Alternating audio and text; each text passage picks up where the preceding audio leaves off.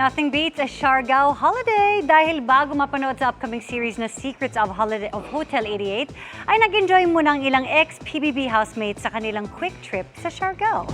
Pero ang fans may napansin sa set of photos ng ex-housemates na kanilang kinakiligan. Makichika kay Nelson Canlas.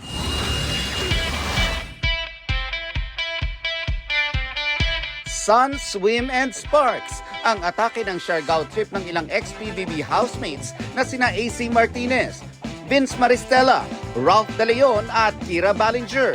Kasama rin ang sparkle actor na si Sean Lucas. Kabilang sa naging highlight ng trip, ang paayuda ng isa sa mga minahal na love team sa bahay ni Kuya na as Ralph. Ang eagle-eyed fans napansin ang closeness ng dalawa. Si AC may caption pa sa post na happiest na lalong kinakiligan ng fans.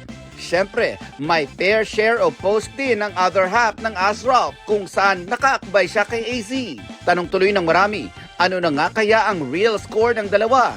Pero di lang kilig ang angat sa trip, kung di ang kanilang spirit of friendship. Gaya na lang nina Vince at Kira na nag-TikTok pa together. Matchy-matchy din si Kira at AC ng maxi dress na perfect for the beach. Habang ang boys, kitang-kita rin ang pagiging close sa isa't isa. Siyempre, hindi makukumpleto ang trip kung walang poodle fight. Nelson Canlas updated sa Showbiz Happenings.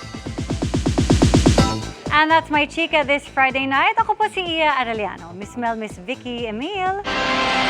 Thank you, Iya. Salamat sa iyo, Iya.